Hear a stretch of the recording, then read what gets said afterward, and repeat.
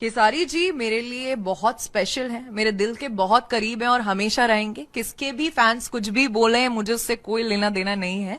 But सी विवाद के बाद खेसारी लाल यादव और आकांक्षा पुरी के मिले हुए अभी 2 ही दिन नहीं हुआ, लेकिन आप लोग को बता दें कि बहुत बड़े प्रोजेक्ट पर काम भी स्टार्ट कर दिया गया है। दोस्तों आप लोग को बता दें, अगर एक्टिव होना है तो खेसारी लाल यादव से सीखो कि कैसे अपने गाने को लेकर एक्टिव किया जाता है और कैसे काम और मेहनत से जाना जाता है। दोस्तों आप लोग को बता दें कि खेसारी लाल यादव और आकांक्षा पुरी का बहुत ही बड़ा सॉन्ग देखने को मिलने वाला है, जिसकी शूटिंग स्टार्ट कर दी गई है और दोनों जोरों शोरों से लगकर अपने सॉन्ग की शूटिंग कर रहे हैं। और आकांक्षा पुरी खेसारी लाल यादव के बारे में काफी बड़ी बड़ी बातें बोलते हुए नजर आ रही हैं।